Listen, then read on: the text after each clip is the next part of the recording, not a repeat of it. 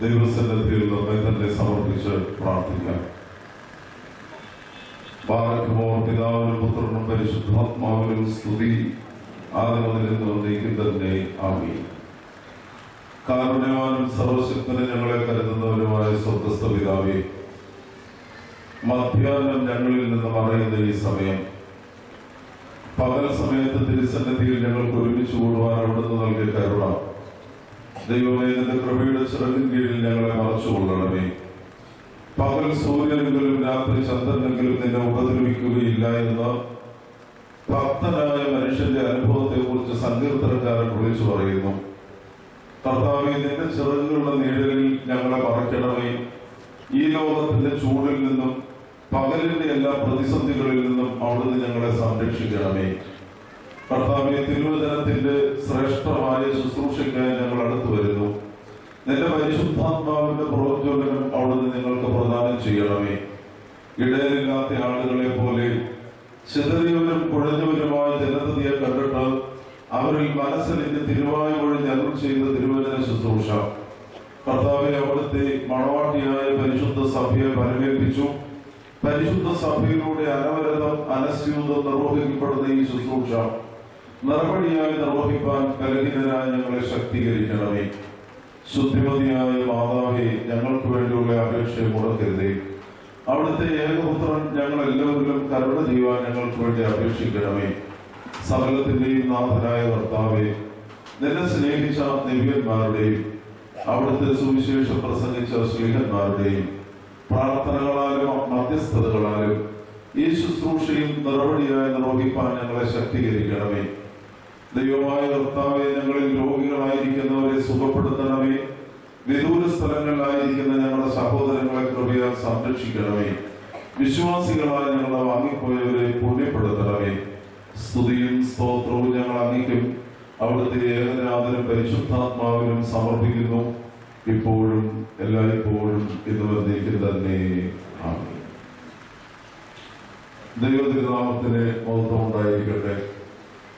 അഭിവന്യ doctor Joshua Mar നിക്കോദീമോസ് തിരുമേനി, അഭിവന്യ ഡോക്ടർ സെറാഫീൽ തിരുമേനി, നമ്മുടെ ഭദ്രാസന സെക്രട്ടറി ബഹുമാനപ്പെട്ട ടൈറ്റസ് അച്ഛൻ, ഇടവക വികാരിയായിരിക്കുന്ന ബഹുമാനപ്പെട്ട ജോർജ് വർഗീസ് അച്ഛൻ, യുവജന പ്രസ്ഥാനത്തിന്റെ ജനറൽ സെക്രട്ടറി ആയിരിക്കുന്ന ബഹുമാനപ്പെട്ട ജസൻ അച്ഛൻ, വന്ധ്യരായ റമ്പാച്ചന്മാർ, ആദരണീയരായ പോർബിസ്കോപ്പാച്ചന്മാർ, വൈദിക സഹോദരങ്ങൾ, ബഹുമാന്യരായ സിസ്റ്റേഴ്സ്, സ്നേഹമുള്ള മാതാപിതാക്കളെ, സഹോദരി സഹോദരങ്ങളെ, ഒരു വ്യക്തിയുടെയും ഒരു ജനതയുടെയും അനുതാപം അനുസ്മരിക്കുന്ന മനോഹരമായ ഈ സന്ദർഭം ക്രിസ്തുവിന് 800 വർഷം മുൻപ്, ഇന്നത്തേക്ക് ഏകദേശം 2800 വർഷങ്ങൾക്ക് മുൻപ് അനുതാപത്തിന്റെ ചിത്രം എഴുതിയ നിരുമ മഹാനഗരത്തിന്റെ ചരിത്രവും അനുതാപത്തിന്റെ ചരിത്രവും അത്യാധുനിക കാലഘട്ടത്തിലും അനുസ്മരിക്കുന്ന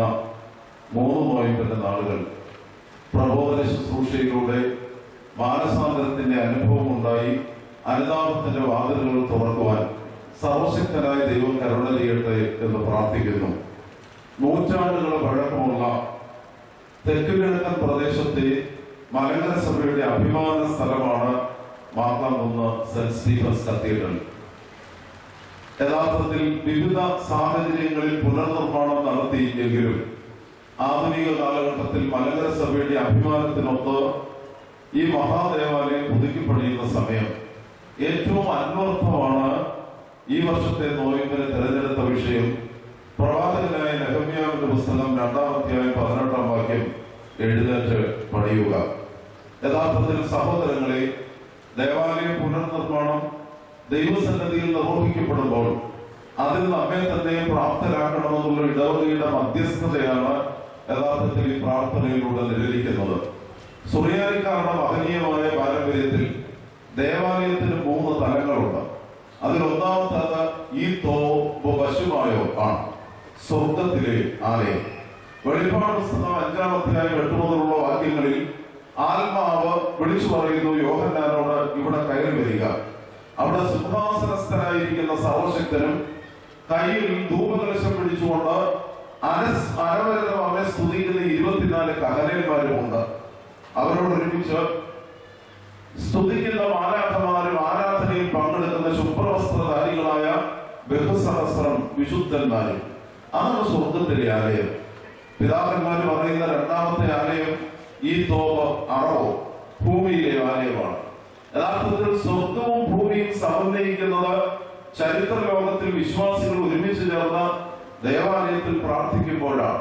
അവിടെ സ്ഥലകാല പരിമിതികൾക്ക് അപ്പുറമായി തമ്പുരാൻ ജനതയോട് സംസാരിക്കുന്ന മനോഹര നിമിഷങ്ങൾ ഉണ്ടാകും. ഇവിടെയാണ് മറ്റൊരാലയം തുറക്കപ്പെടുന്നത്. അത് യഥാർത്ഥത്തിൽ എവിടെയാണെന്ന് ധന്യനായ പൗലോസ് പറഞ്ഞിട്ടുണ്ട്. ഈ ലേബോ, ഹൃദയമാകുന്ന ആലയം. ഹൃദയമാകുന്ന ആലയം സ്വർഗത്തിനും ഭൂമിക്കും അനുയോജ്യമായി ഭൂമി സ്വർഗമായി തീരുന്ന മനോഹര നിമിഷത്തിലേക്ക് തുറക്കപ്പെടുന്നതാണ് ആരാധനയുടെ അർത്ഥതലം.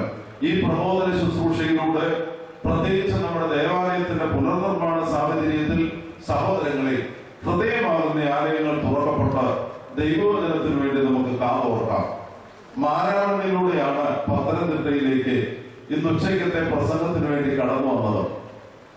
കോഴഞ്ചേരി സ്ഥലത്തെത്തിയപ്പോൾ, മാരാമൺ അടുത്തെത്തിയപ്പോൾ മനസ്സിൽ വന്ന ഒരു ചിന്ത, തിരക്ക് കുറവാണല്ലോ. അതേസമയം പത്തനംതിട്ടയോട് അടുത്തപ്പോൾ ഉച്ച സമയമായതുകൊണ്ടായിരിക്കാം പരിശുദ്ധ ബാബാതിരുമേനി ഉൾപ്പെടുന്ന വളരെ ബൃഹത്തായ സുവിശേഷ സമ്മേളനത്തിന് ശേഷം ആളുകൾ പിരിഞ്ഞു പോകുന്ന നല്ല തിരക്ക് പത്തനംതിട്ടയിൽ. പക്ഷെ പത്തനംതിട്ടയിലെ തിരക്ക് കാര്യമായി ആരും അറിയുന്നില്ല. ഇവിടെ അടുത്തു വരുന്നവർ മാത്രമേ അറിയത്തുള്ളൂ. അത് ആധുനിക ലോകത്തിന്റെ ഒരു മുഖമാണ്. എവിടെ പരസ്യമുണ്ട്, എവിടെ പ്രചരണമുണ്ട്, അവിടെയാണ് പലപ്പോഴും സംഭവങ്ങളും അതുപോലെ തന്നെ സ്ഥാപനങ്ങളും മഹത്വവൽക്കരിക്കപ്പെടുന്നത്. വേദപുസ്തക ചരിത്രത്തിലും പ്രചാരം ലഭിക്കാത്ത പലരുമുണ്ട്. എന്നാൽ അവരൊക്കെ തന്നെ രക്ഷാകര പദ്ധതിയുടെ മഹനീയ കണ്ണികളാണ്. സഹോദരങ്ങളെ, ഞാൻ പരിചയപ്പെടുത്തുന്നു അധികം നമുക്ക് പരിചയമില്ലാത്ത എന്നാൽ പശ്ചാത്തലം കൊണ്ട് സുപരിചിതമായ ഒരു വ്യക്തിയെ. വിശുദ്ധ യോഹന്നാന്റെ സുവിശേഷം 6-ാം അധ്യായം 9-ാമത്തെ വാക്യം. വിശുദ്ധ യോഹന്നാന്റെ സുവിശേഷം 6-ാം അധ്യായം 9-ാമത്തെ വാക്യം. ശീമോൻ പത്രോസിന്റെ സഹോദരനായ അന്ത്രയോസ് അവനോട്, ഇവിടെ ഒരു ബാലകൻ ഉണ്ട്. വിശുദ്ധ യോഹന്നാന്റെ സുവിശേഷം 6-ാം അധ്യായം 9-ാം വാക്യത്തിൽ പരിശുദ്ധനായ അന്ത്രയോസ് അപ്പോസ്തലൻ വിളിച്ചു പറയുന്ന ഒരു വാക്യമാണ്. സഹോദരങ്ങളെ, നമ്മുടെ മനസ്സിലേക്ക് ഇത് കടന്നു വരേണ്ട നമ്മുടെ ദൗത്യത്തെ കുറിച്ചോ രക്ഷാകര പദ്ധതിയിലെ നമ്മുടെ പ്രാധാന്യത്തെ കുറിച്ച് നമ്മെ ഓർമ്മിപ്പിക്കുന്ന വളരെ പ്രധാനപ്പെട്ട ഒരു ചിന്ത. അന്ത്രയോസ് അപ്പോസ്തലൻ വിളിച്ചു പറയുന്നു, ഇവിടെ വാക്യം ഒരു ബാലകൻ ഉണ്ട്. എന്തിനാണ് അച്ഛൻ ഈ ബാലകനെ കുറിച്ച് പറയുന്നതെന്ന് ചോദിച്ചാൽ, ആദ്യമേ എനിക്ക് പറയാനുള്ളത്, ഞാൻ പല സ്ഥലത്തും അന്വേഷിച്ചു, പക്ഷെ കണ്ടെത്തുവാൻ സാധിക്കുന്നില്ല.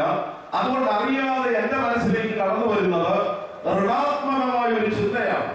ഇവിടെ ഒരു ബാലകൻ ഇല്ല, ഇവിടെ ഒരു ബാലകൻ ഇല്ല എന്ന ചിന്തയിൽ നിന്നാണ് നസ്രായക്കാരൻ യേശു ചെയ്ത അത്ഭുത പ്രവർത്തനത്തിൽ ഏറ്റവും അധികം വിഷയീഭവിച്ചിട്ടുള്ള, നൂറ്റാണ്ടുകളായി പഠന വിഷയമാക്കിയിട്ടുള്ള മാനസാന്തരത്തിന്റെയും ദൈവരാജ്യ മഹത്വത്തിന്റെയും ഏറ്റവും ശ്രേഷ്ഠമായ ജീവിത സാഹചര്യങ്ങൾ വിളിച്ചു പറഞ്ഞ 5 അപ്പവും 2 മീനും കൊണ്ട് 5000-ഓളം പുരുഷന്മാരെയും എണ്ണിക്കൂടാതെയുള്ള സ്ത്രീകളെയും കുഞ്ഞുങ്ങളെയും കർത്താവ് തൃപ്തിപ്പെടുത്തിയ അത്ഭുതത്തിൽ ആരും അധികം ശ്രദ്ധിക്കാത്ത എന്ന് പറഞ്ഞാൽ ആദ്യത്തെ 3 സുവിശേഷകരും പറയാത്ത, എന്നാൽ 4-ാമത്തെ സുവിശേഷകൻ പ്രതിപാദിച്ചിരിക്കുന്ന ഈ ബാലകന്റെ പ്രസക്തി. അന്ത്രയോസ് അപ്പോസ്തലൻ പറയുന്നു, ഇവിടെ വാക്ക് പറഞ്ഞിരുന്നു ഒരു ബാലകനുണ്ട്. 4 സുവിശേഷങ്ങളിലും ഒരുപോലെ പ്രതിപാദിക്കുന്ന അത്ഭുതമാണ് 5 അപ്പോൾ 2 പേരും കൊണ്ട് കർത്താവ് യേശുമിശിഹ ബഹുപുരുഷാരത്തെ തൃപ്തിപ്പെടുത്തിയ സംഭവം. വിശുദ്ധ യോഹന്നാന്റെ സുവിശേഷം 6-ാം അധ്യായം 9 മുതലുള്ള വാക്യങ്ങൾ, വിശുദ്ധ മത്തായിയുടെ സുവിശേഷം 14-ാം അധ്യായം 16 മുതലുള്ള വാക്യങ്ങൾ, വിശുദ്ധ മർക്കോസിന്റെ സുവിശേഷം 6-ാം അധ്യായം 36 മുതലുള്ള വാക്യങ്ങൾ, വിശുദ്ധ ലൂക്കോസിന്റെ സുവിശേഷം 9-ാം അധ്യായം 13 മുതലുള്ള വാക്യങ്ങൾ. ഈ വാക്യങ്ങളിൽ 4 സുവിശേഷങ്ങളിലും ഒരുപോലെ പ്രതിപാദിച്ചിരിക്കുന്ന യേശു ക്രിസ്തുവിനാൽ നിർവഹിക്കപ്പെട്ട മഹാത്ഭുതമാണ് 5 അപ്പോൾ 2 മീനും കൊണ്ട് ബഹുസപുരുഷാരത്തെ തൃപ്തിപ്പെടുത്തുന്ന സംഭവം. എന്നാൽ സഹോദരങ്ങളെ, ഞാൻ ഓർമ്മിപ്പിച്ചതുപോലെ സമാന്തര സുവിശേഷത്തിൽ 3 സുവിശേഷകരും എടുത്തു പറയാത്ത ഒരു വ്യക്തിയെ കുറിച്ച് 4-ാം സുവിശേഷക കർത്താവ് പരിശുദ്ധനായ യോഹന്നാൻ അപ്പോസ്തലൻ പറയുന്നു. 6-ാം അധ്യായം 9-ാം വാക്യം, ഇവിടെ ഒരു ബാലകനുണ്ട്. എന്താണ് ഈ ബാലകന്റെ പ്രത്യേകതകൾ?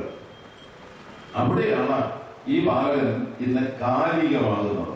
എന്താണ് ഇന്ന് കാലികമാകുന്നു എന്ന് പറഞ്ഞാൽ അർത്ഥം?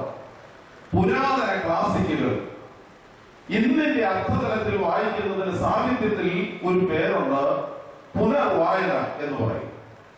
Reading of the classics.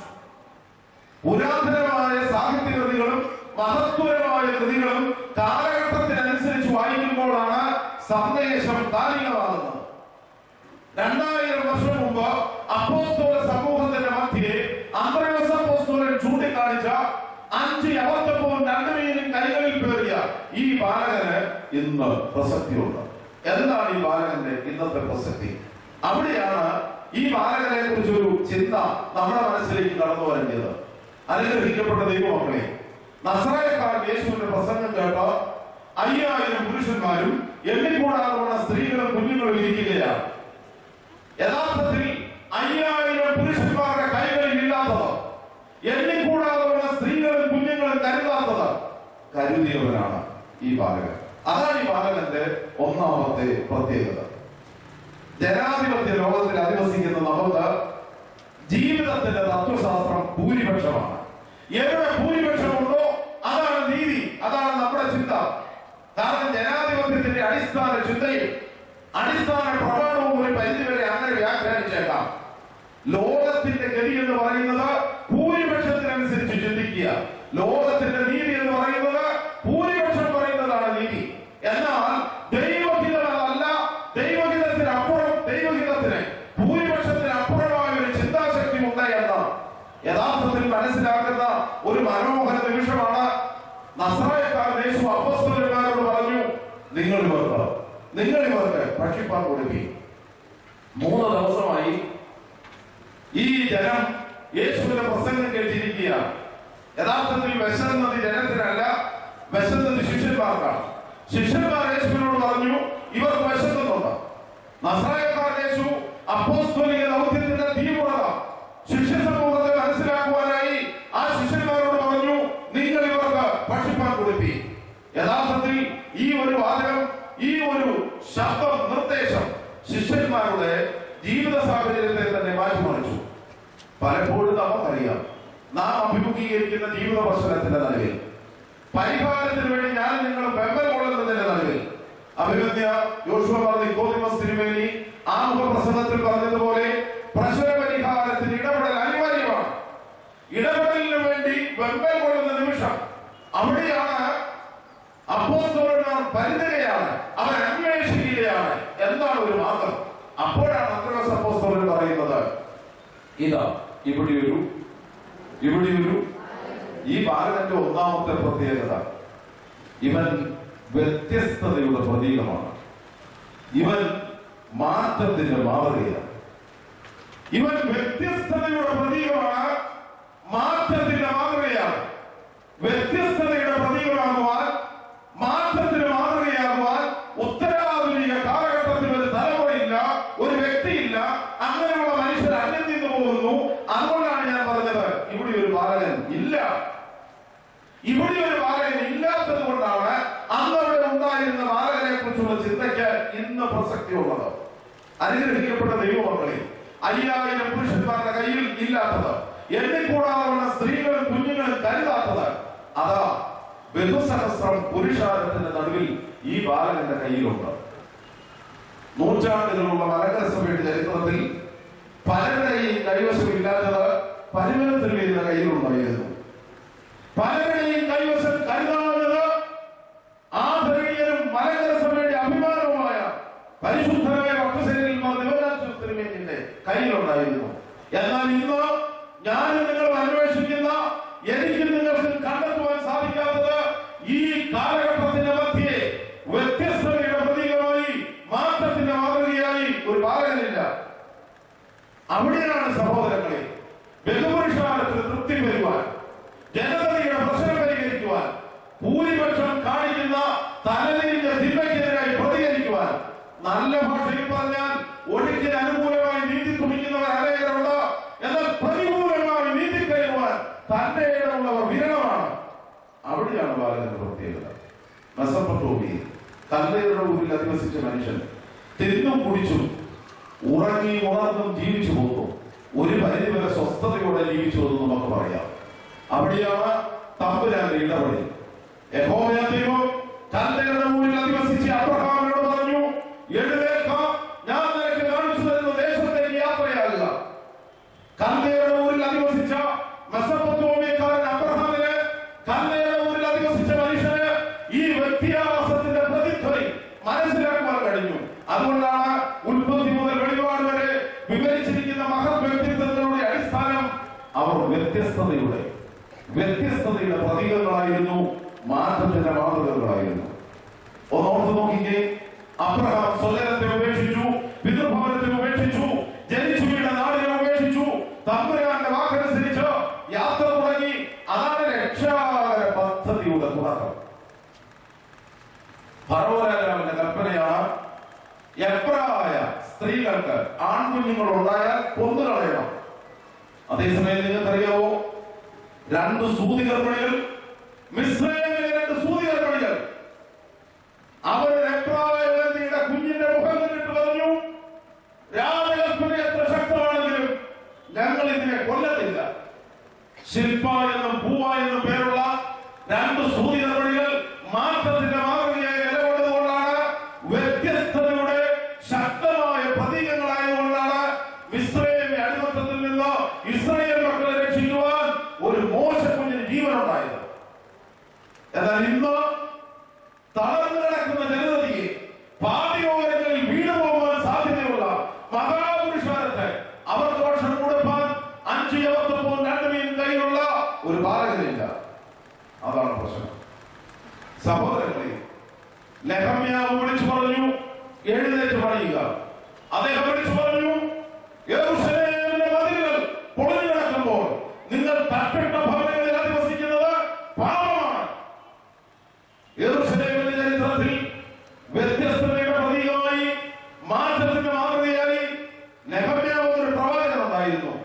ആമോസും യെശയ്യാവും യെരമ്യാവും പ്രവാചകവർഗം മുഴുവൻ യഥാർത്ഥത്തിൽ സഹോദരങ്ങളെ വ്യത്യസ്തതയുടെ മഹനീയ പ്രതീകങ്ങളാണ്. എന്തിനധികം വിവരിക്കണം? മാലാഖവെന്ന് മറിയാമിനോട് പറഞ്ഞു, കൃപ പറഞ്ഞവളെ, നിനക്ക് സമാധാനം, ദൈവത്തിന്റെ ആത്മാവ് നിന്റെ മേൽ വരും, നീ ഗർഭം ധരിച്ചൊരു മകനെ പ്രസവിക്കും, അവന് ദൈവം നമ്മോടുകൂടെ എന്നർത്ഥമുള്ള ഇമ്മാനുവേൽ എന്ന് പേർ വിളിക്കപ്പെടും.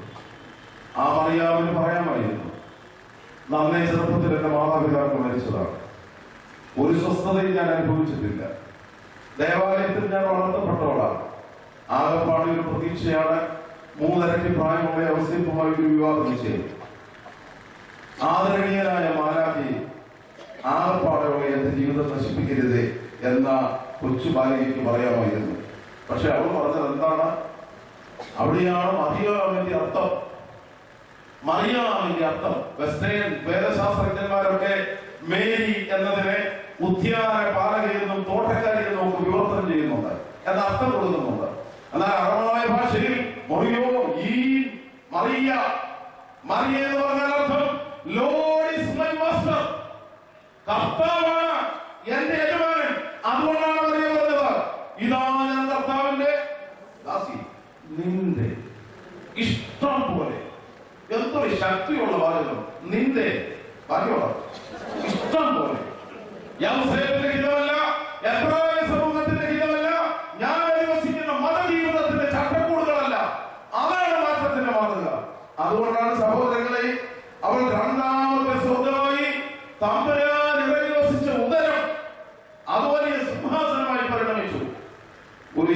ഉൽപ്പത്തി പുസ്തകം 38-ാം അധ്യായത്തിൽ പിതാവായ യഹൂദ മൂടുപടം ധരിച്ചോ തിന്മയ്ക്കുള്ള വഴിയിൽ നിന്ന് ഒരു വേശ്യസ്ത്രീയെ കണ്ടു.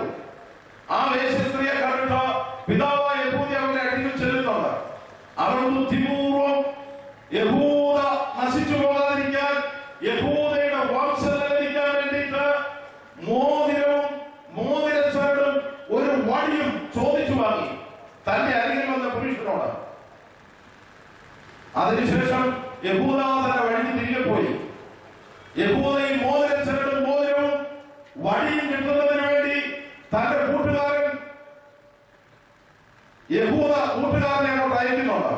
കൂട്ടുകാരൻ ചെന്ന് ചോദിക്കുന്ന ഒരു വാദമുണ്ട്, യേശുവിലേക്കുള്ള വഴിയരികെ ഇരുന്ന വേശ്യ എവിടെയാ?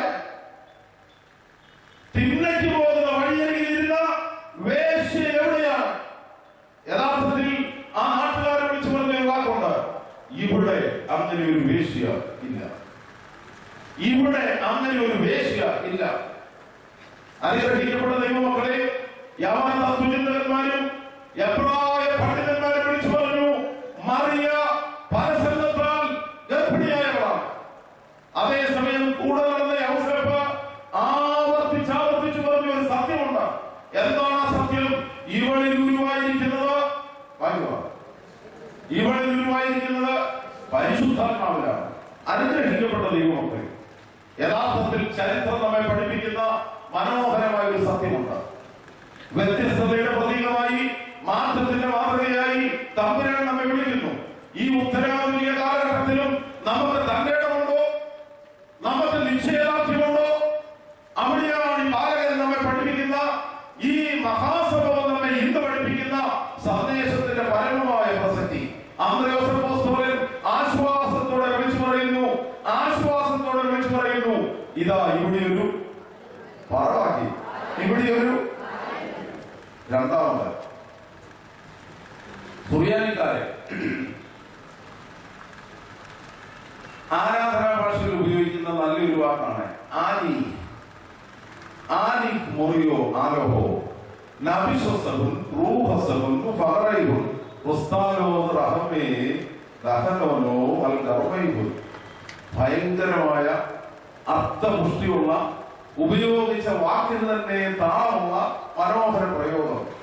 എന്റെ ദൈവമേ, ദൈവമായ കർത്താവേ, ഞങ്ങളുടെ ആത്മ ശരീര മനസ്സുകളെ ആശ്വസിപ്പിക്കണമേ. ഞങ്ങളുടെയും ഞങ്ങളെ വാങ്ങിപ്പോയവരുടെയും ശരീരാത്മ മനസ്സുകളിൽ പരിമഞ്ഞു തെളിക്കണമേ. നമ്മുടെ ആരാധന സാഹിത്യത്തിലും പ്രതിദിന ആരാധനയിലും നിറഞ്ഞു നിൽക്കുന്ന ഒരു അപേക്ഷയാണ് ആശ്വസിപ്പിക്കണമേ, ആശ്വസിപ്പിക്കണമേ എന്ന വാക്ക്. ആനി സത്യത്തിൽ ഈ ബാലകൻ ഒരാശ്വാസമാണ്. അഭിവൃദ്ധി തിരുമേനി ആമുഖ പ്രസംഗത്തിൽ ഓർമ്മിപ്പിച്ചതുപോലെ ചിലര് പറയും അച്ഛൻ ഇടപെടണം, മറ്റേ പറയും എന്നാ തിരുമേനി പറഞ്ഞേ ഞങ്ങൾ ഈ കാര്യത്തിൽ അച്ഛൻ ഭാഗ്യമാണ്.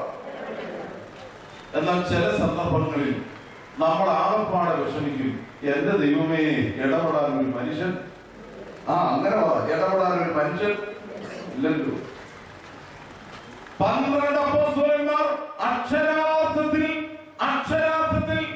ഭീകരമായ പ്രതിസന്ധി അഭിമുഖീകരിക്കുകയാണ്. കാരണം ഗുരു വിളിച്ചു പറഞ്ഞു, നിങ്ങളവർക്ക് ഭക്ഷിപ്പാൻ കൊടുപ്പി എന്ന് പറഞ്ഞപ്പോൾ ഇന്ന് മലങ്കര സഭയിലെ ശ്രേഷ്ഠരായ ഞാൻ നിങ്ങളെ വിളിച്ചു പറയുന്നത് പോലെ അപ്പോസ്തലന്മാർ പറഞ്ഞു, സമയം സന്ധ്യയാണ്, സ്ഥലം മരുഭൂമിയാണ്, ഈ പുരുഷാരം എണ്ണിക്കൂടാതെ ബഹുസഹസ്രമാണ്. എങ്ങനെ കൊടുക്കും? എങ്ങനെ ഞങ്ങൾ ഇവർക്ക് ഭക്ഷിപ്പാൻ കൊടുക്കും? അതാണ് നമ്മൾ അഭിമുഖീകരിക്കുന്ന പ്രതിദിന പ്രതിസന്ധികൾ. അതിന്റെ നടുവിൽ അന്ത്രയോസ് അപ്പോസ്തലൻ വിളിച്ചു പറയുന്നു, ഇതാ ഇവിടെ ഒരു ഈ ബാലകൻ അപ്പോസ്തോലിക പ്രതിസന്ധിയുടെ ആശ്വാസമാണ്. പച്ച മലയാളത്തിൽ അമ്മച്ചിമാർക്കും അപ്പച്ചമാർക്കും മനസ്സിലാകുന്ന വാക്കിൽ പറയട്ടെ, നമ്മളൊക്കെ ചില സന്ദർഭങ്ങളിൽ വലിയ പ്രശ്നങ്ങളിൽ ഇടപെടുന്ന സമയത്ത് രക്ഷപ്പെടാൻ ഒരു മാർഗവും ഇല്ലെന്ന് നമുക്ക് തോന്നുമ്പോൾ ആരെങ്കിലും നമ്മളെ സഹായിക്കാൻ വന്നാൽ നമ്മൾ പറയും, എന്റെ ദൈവമേ ആ കുഞ്ഞൊരു പിടിവള്ളിയായിരുന്നു. എന്നതായിരുന്നു? ഒരു പിടിവള്ളിയായിരുന്നു. ഏതിനു വേണ്ടി? രക്ഷാകര ദൗത്യത്തിന് വേണ്ടി. അപ്പോസ്തലിക സമൂഹത്തിന് അവർ അഭിമുഖീകരിച്ച ജീവിത പ്രതിസന്ധിയുടെ നടുവിൽ ദൗത്യ നിർവഹണത്തിന്റെ മനോഹര നിമിഷത്തിൽ അവർക്ക് ലഭിച്ച പിടിവള്ളിയാണ് ആരെ നമ്മൾ പഠിച്ചു വെച്ചിരിക്കുന്ന ഒരു തത്വമുണ്ട്. എന്താ നമ്മൾ പഠിച്ചു വെച്ചിരിക്കുന്ന തത്വം? അത് നിർമ്മാണ കമ്മിറ്റി ആണെങ്കിലും ഭരണസമിതിയുടെ കമ്മിറ്റി ആണെങ്കിലും ഇടവകയിലെ ക്രമീകരണങ്ങളായാലും ഭദ്രാസന കമ്മിറ്റി ആയാലും എന്തെങ്കിലും ഒരു പ്രശ്നമുണ്ടായാൽ പങ്കെടുക്കുന്നത് യാതൊരുവിധ സ്ഥാന ഭേദ വ്യത്യാസമില്ലാതെ പങ്കെടുക്കുന്നവരുടെ മനസ്സിലൊരു ചിന്തയുണ്ട്: വിഷയം വലുതാക്കണം, വിഷയം വലുതാക്കണം. അതുകൊണ്ടാണ് നമ്മൾ ഉപയോഗിക്കുന്ന ഒരു പദപ്രയോഗമുണ്ട്: എരുതിയിൽ വായുവാണ്. ഈ ബാലകൻ അങ്ങനെയല്ല കേട്ടോ. ഇവൻ ആശ്വാസത്തിന്റെ പരിമ നിറച്ചവരാണ്. ഇവൻ അന്ധകാരത്തിന്റെ നടുവിൽ അറ്റുപോയ അസ്ഥികൂട്ടങ്ങളുടെ മേൽ ജീവന്റെ ആശ്വാസമാകുന്ന പരിമ നിറച്ചവരാണ്. അതുകൊണ്ടാണ് ഞാൻ പറഞ്ഞത്, അപ്പോസ്തലിക സമൂഹത്തിന്റെ നടുവിൽ രക്ഷപ്പെടാൻ വേണ്ടി അവർക്ക് കിട്ടിയ പിടിവള്ളിയാണ് ഈ ബാലകൻ. നമുക്ക് സാധിക്കുമോ? നമ്മളെ കുറിച്ച് ഇങ്ങനെ ഒരു ചിന്തയ്ക്ക് പ്രസക്തിയുണ്ടോ? ചില ആളുകൾ കുടുംബജീവിതത്തിന്റെ പ്രശ്നം നമ്മളോട് പറയും. അപ്പൊ പറയും, എന്റെ അച്ഛ കല്യാണം കഴിഞ്ഞത് മുതൽ ആ മനുഷ്യന് ദുരന്തമാണ്. ആ മനുഷ്യൻ എന്ന് പറഞ്ഞാൽ ആർക്കാണ്? ഭർത്താവിനുള്ളൂ.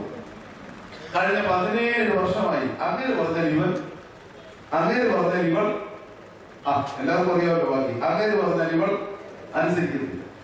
അപ്പോഴാണ് ഇടപെടണോ അച്ഛനോട് പറഞ്ഞതുകൊണ്ട് അച്ഛൻ തിരക്കി വല്ല രക്ഷയുണ്ടോ? അന്നേരമാണ് മനസ്സിലായത് കൂടുതൽ താമസിക്കുന്ന ഇവിടെ ഒരു അമ്മായിയുണ്ട്. ആ അമ്മായി പറഞ്ഞാൽ ഇവിടെ കേൾക്കും. ചിരിക്കുന്നു. കൂടുതൽ താമസിക്കുന്ന ഒരമ്മായിയുണ്ട്. അമ്മായി പറഞ്ഞാൽ ഇവിടെ കേൾക്കും. യഥാർത്ഥത്തിൽ ഈ പ്രശ്നത്തിൽ ഇടപെടാൻ, ഈ പ്രശ്നം ഒന്ന് പരിഹരിക്കാൻ അച്ഛൻ കിട്ടിയ പിടിവള്ളിയാണ് കൂടുതൽ താമസിക്കുന്ന അമ്മായി. അതാണ് വ്യത്യാസം. സഹോദരങ്ങളെ, സാധിക്കൂ നമ്മുടെ ജീവിത പ്രതിസന്ധികളുടെ നടുവിൽ പ്രശ്ന പരിഹാരത്തിന്റെ മനോഹര മാതൃകകളായി തീരുവാൻ നമുക്ക് സാധിക്കുമോ? ജീവൻ നഷ്ടപ്പെട്ടു പോയ അസ്ഥികൂട്ടത്തിന്മേൽ ജീവസുദ്ധരായി തീരുവാൻ വേണ്ടി പരിമഞ്ഞു നയിക്കുവാൻ ആശ്വാസത്തിന്റെ വക്താക്കളായി തീരുവാൻ നമുക്ക് സാധിക്കുമോ? ഉദയംപേദോസിന്റെ ഡിഗ്രിയിൽ മലങ്കര നസ്രാണിയെ കുറിച്ചൊരു വിശേഷണമുണ്ട്. എന്താണെന്നറിയാവോ? മലങ്കര നസ്രാണിക്ക് ചില മഹത്വങ്ങൾ ഉണ്ടായിരുന്നു. അവർ ഉപയോഗിക്കുന്ന പണികൾ പൂർണ്ണമായും സത്യമുള്ളതായിരിക്കും.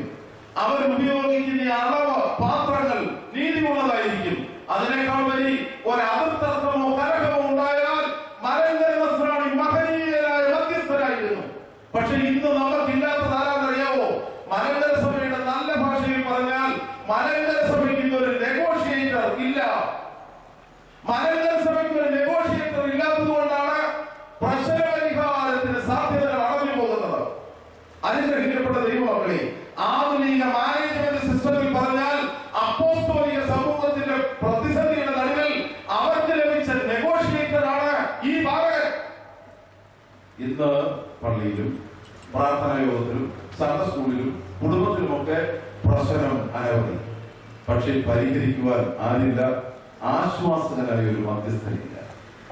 അനുഗ്രഹിക്കപ്പെട്ട ദൈവമക്കളെ, നമുക്ക് പ്രാർത്ഥിക്കാം, നമ്മെ തന്നെ സമർപ്പിക്കാം.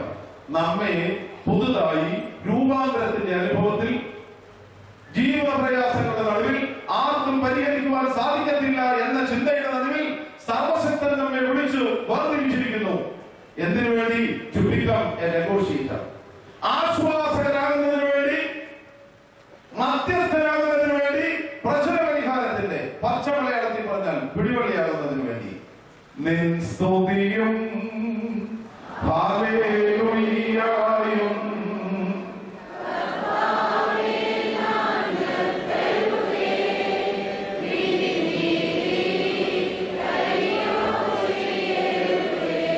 ഞാൻ പാതകിയെന്നറിയുന്നേ സർവകടങ്ങളുമായ ഞാൻ നരകം താനൻ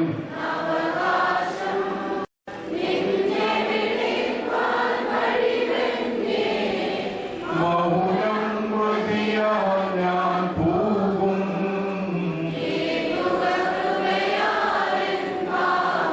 യഹൂദന്മാരെ സംബന്ധിച്ച് 3 പ്രധാന പെരുന്നാളുകൾ അവർക്കുണ്ട്. കൂടാര പെരുന്നാൾ, പെസഹ പെരുന്നാൾ മൂന്നാമത്തെ നിങ്ങൾ പറ. നാളെ ഉച്ച കഴിഞ്ഞ സമയല്ലേ, നല്ലതുപോലെ കഞ്ഞി കുടിച്ചിട്ടിരിക്കുകയും അതുകൊണ്ട് പറഞ്ഞു കൂടാര പെരുന്നാൾ, പെന്തിക്കോസ്തി പെരുന്നാൾ, മൂന്നാമത്തെ പെരുന്നാൾ തന്നെ പെസഹ പെരുന്നാൾ.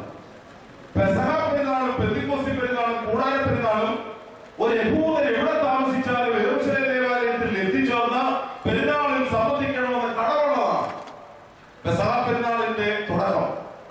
പെസഹ പെരുന്നാളിന്റെ തുടക്കത്തിന്റെ സന്ധ്യയിൽ പരദേശിയും സ്വദേശിയും പല സ്ഥലങ്ങളിലായി അധിവസിക്കുന്ന യഹൂദന്മാർ ഒരുമിച്ച് ചേർന്ന് അവർ ഒരുമിച്ച് ചേർന്ന് അത്താഴം കഴിക്കുന്ന പാരമ്പര്യമുണ്ട്. ക്രിസ്തു ആ അത്താഴം സ്വീകരിച്ചത് തന്റെ മരണത്തിന് മുമ്പായതുകൊണ്ട് അന്ത്യത്താഴം എന്ന വാക്കിന്റെ വായിൽ വന്നത്. സഹോദരങ്ങളെ, പെസഹയുടെ മനോഹര നിമിഷം ഒരുമിച്ചിരുന്ന് ഭക്ഷണം കഴിക്കുമ്പോൾ ആദ്യമായി യഹൂദ കുടുംബത്തിൽ ഒരു പാരമ്പര്യമുണ്ട്. ചില പാരമ്പര്യങ്ങളിൽ പറയുന്നു 3 ഗ്ലാസ് വൈൻ, ചിലര് പറയുന്ന 4 ഗ്ലാസ് വൈൻ എടുത്ത് ആ 4 ഗ്ലാസ് വൈൻ അത്താഴത്തിൽ ഇരിക്കുന്ന എല്ലാവർക്കും, ആ കുടുംബത്തിലുള്ള എല്ലാവർക്കും പകർന്നു കൊടുക്കും. അവരവരുടെ പാത്രത്തിൽ അവരവരുടെ ഗ്ലാസ്സിൽ ഒഴിച്ചു കൊടുത്തു കഴിയുമ്പം ആ അത്താഴത്തിൽ ഇരിക്കുന്നതിൽ ഇളയവൻ ഒരു ചോദ്യം ചോദിക്കും. ഏറ്റവും മൂത്തവനായ പിതാമഹനായ വ്യക്തിയോട് എന്തിനാണ് ഈ പെസഹ ആചരിക്കുന്നത് എന്ന് ചോദിക്കും. ഈ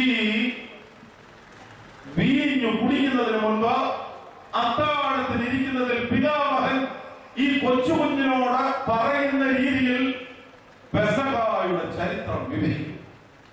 മിസ്രൈമി അടിമത്തത്തിൽ ആരംഭിച്ചു, ആ അടിമത്തത്തിൽ നിന്ന് ചെങ്കടലിൽ കടന്ന് 40 സംവത്സരം മരുഭൂമിയിലൂടെ പ്രയാണം ചെയ്ത് ഇന്ന് അധിവസിക്കുന്ന പാലും തേനൊഴുകുന്ന വിശാലവും സുന്ദരവുമായ നാട്ടിൽ കാലുകുത്തിയ പ്രയാണ ചരിത്രം. ഈ പശ്ചാത്തലത്തിലാണ് 12 പേര് ഒരുമിച്ചിരുന്നപ്പം നസ്രായക്കാരൻ പറഞ്ഞു, ഗുരു എന്ന നിലയിൽ പറഞ്ഞു, ഈ അത്താഴം നിങ്ങളോടൊപ്പം കഴിക്കുവാൻ ഞാൻ അതിയായി വാങ്ങിച്ചു. എന്നിട്ട് അപ്പമെടുത്തു വാഴ്ത്തി 12 പേർക്കും കൊടുത്തിട്ട് പറഞ്ഞു, ഇത് പഴയ നിയമ ചരിത്രമല്ല, പരമ്പരാഗതമായി ആവർത്തിക്കുന്ന പഴയ നിയമ ചരിത്രമല്ല, ഇത് പുതിയ നിയമത്തിലേക്കുള്ള എന്റെ ശരീരമാണ്. അപ്രകാരം തന്നെ കാസായും തൃക്കരങ്ങളിൽ എടുത്ത് വാഴ്ത്തി ശുദ്ധീകരിച്ചിട്ട് ശിഷ്യ സമൂഹത്തിന് കൊടുത്തിട്ട് പറഞ്ഞു, ഇത് പുതിയ നിയമത്തിലേക്കുള്ള എന്റെ. അപ്പൊ നിങ്ങൾ ചോദിക്കും, അച്ഛ പാലകനെ കുറിച്ച് പറഞ്ഞിട്ട് അച്ഛൻ ഇങ്ങനെ പറയുന്നത്? സഹോദരങ്ങളെ, 3 സുവിശേഷങ്ങളിലും ഈ സംഭവം വിവരിക്കുന്നുണ്ട്. ഏത് സംഭവം? വിശുദ്ധ കുർബാന സ്ഥാപിച്ച അന്ത്യത്താഴത്തിന്റെ മഹനീയ സംഭവം വിവരിക്കുന്നുണ്ട്. എന്നാൽ വ്യത്യസ്തനായി യോഹന്നാൻ അപ്പോസ്തലനുണ്ടല്ലോ, അദ്ദേഹം ഈ സംഭവം വിവരിക്കുന്നില്ല. അതിന് പകരമാണ് അദ്ദേഹം യോഹന്നാന്റെ സുവിശേഷം 6-ാം അധ്യായത്തിൽ ശ്രേഷ്ഠമായി അഞ്ചപ്പവും 2 മീനിന്റെയും അത്ഭുതത്തിന്റെ വിശദീകരണം നടത്തിയതിനു ശേഷം പറഞ്ഞു, നിങ്ങളുടെ പിതാക്കന്മാർ മരുഭൂമിയിൽ വെച്ച് മന്ന ഭക്ഷിച്ചിട്ടും മരിച്ചു. എന്നിട്ട് പറഞ്ഞു, ഞാൻ സ്വർഗത്തിൽ നിന്നിറങ്ങി വന്ന ജീവനുള്ള അപ്പമാകുന്നു. സഹോദരങ്ങളെ, ഈ ബാലകനെ എഫേസോസിലെ സഭയുടെ വിശുദ്ധ കുർബാന അനുഭവത്തിന്റെ പശ്ചാത്തലത്തിൽ ഒരു പാരമ്പര്യമുണ്ട്, ഒരു പ്രാധാന്യമുണ്ട്. എന്താ പ്രാധാന്യം എന്നറിയാവോ? ഒന്നാമത് ഞാൻ പറഞ്ഞു, അവൻ വ്യത്യസ്തതയുടെ മാതൃകയാണ്. രണ്ടാമത് ഞാൻ ഓർമ്മിപ്പിച്ചു, അവൻ പ്രശ്നപരിഹാരത്തിന് ശിഷ്യന്മാർക്ക് ലഭിച്ച ആശ്വാസ ദൂതനാണ്. നല്ല ഭാഷയിൽ പറഞ്ഞാൽ എന്നതാണ് ഞാൻ പറഞ്ഞേ, ആ പിടികൊള്ളി എന്ന് പറഞ്ഞു. മൂന്നാമത്തെ, ഇവന്റെ കയ്യിൽ ഇരുന്ന 5 യവത്തപ്പം 2 മീൻ. ഇപ്പത്തെ നസ്രായക്കാരുടെ കയ്യിൽ വാഴ്ത്തപ്പെട്ട അപ്പവും മീനുമാണ്. എന്നാ ഈ ഭാഷ പറഞ്ഞേ? ഇടയ്ക്ക് ആരാണ് എന്നോട്ട് നോക്കുന്നുള്ളത്? ഇങ്ങനെ നോക്കിക്കേ, വാഴ്ത്തപ്പെട്ട അപ്പവും. ഇതിനൊരു പാരമ്പര്യമുണ്ട്. യോഹന്നാൻ അപ്പോസ്തലന്റെ എഫേസോസിലെ സഭയിൽ വിശുദ്ധ കുർബാനയ്ക്ക് വാഴ്ത്തപ്പെട്ട അപ്പങ്ങൾ തിരഞ്ഞെടുക്കപ്പെടുന്നത് അനേക ഭവനങ്ങളിൽ നിന്ന് കൊണ്ടുവരുന്ന കാഴ്ചയപ്പത്തിൽ നിന്നാണ്. അപ്പോൾ ഓരോ കുടുംബങ്ങളിലും ഈ വാഴ്ത്തപ്പെട്ട അപ്പം ഒരുക്കപ്പെട്ട ഭവനങ്ങളാണ്. അമ്മയെന്ന് പറഞ്ഞ് ഈ ബാലന്റെ കയ്യിൽ 5 യവത്തപ്പം ഉണ്ട്. ഇതാരാ ഇവന് കൊടുത്ത്? അയ്യോ, എന്തൊരു സത്യമാണ്. ആരാ കൊടുത്ത്? ശരിക്കും പറയുന്നേ, ഇന്നത്തെ ബാലന്റെ കയ്യിൽ ഒന്നും ഇല്ലാത്തതിന്റെ കാര്യം എന്നാ അമ്മേ? ഇന്നത്തെ ബാലകന്റെ കയ്യിൽ 5 അവര് പ്രസംഗം കേൾക്കാൻ വന്നിട്ടുണ്ട്. പക്ഷെ അവരുടെ കയ്യിൽ 5 അവർക്ക് ഉണ്ടോ? ഇല്ലാത്തതിന്റെ കാര്യം അവന്റെ അമ്മ നല്ലതല്ല. അതാണ് പ്രശ്നം. അതേസമയം ഈ ബാലകന്റെ ഏറ്റവും വലിയ മനോഹാരിത, വാഴ്ത്തപ്പെട്ട അപ്പം നസ്രായക്കാരന്റെ കയ്യിൽ ഇരിക്കുന്നു. ഒരുക്കപ്പെട്ട അപ്പത്തിന്റെ കൈകൾ അതവന്റെ കുടുംബമാണ്. അതവന്റെ കുടുംബമാണ്. പ്രത്യേകിച്ച് അവന്റെ അമ്മയാണ്. അവന്റെ അമ്മയാണ്. ഞാൻ നിങ്ങൾ ഓർക്കണേ, ഇന്നിവിടെ ഒരു ബാലകനില്ല എന്ന് ദുഃഖത്തോടെ പറയേണ്ടതിന്റെ കാരണം തലതിരിഞ്ഞ നമ്മുടെ കുടുംബ ജീവിതത്തിന്റെ പശ്ചാത്തലമാണ്. 2 വിശദീകരണങ്ങൾ സുബേരിക്കാൻ കൊടുക്കുന്നുണ്ട്. ഒന്ന്, ഇവന്റെ അമ്മ നല്ല കരുതലുള്ള സ്ത്രീയാണ്. കരുതലുള്ള സ്ത്രീ ആയതുകൊണ്ടാണ് ഈ പ്രസംഗം കേൾക്കാൻ പോയപ്പോ അവരുടെ കയ്യിൽ 5 അവസരവും 2 മീനും കൊടുത്തു വിട്ടത്. കരുതലുള്ള ഓർത്തഡോക്സുകാർ അമ്മമാരില്ലാത്തത് കൊണ്ടാണ് ഈ കാലഘട്ടത്തിൽ ആരില്ലാത്തത്. ഇവിടെ ഒരു ബാലകൻ, ഇവിടെ ഒരു ബാലകൻ. നിങ്ങൾ ഓർക്കണേ, ക്രിസ്തീയ കുടുംബജീവിതത്തിന്റെ അർത്ഥതലം എന്ത് ഭയങ്കരമാണ്.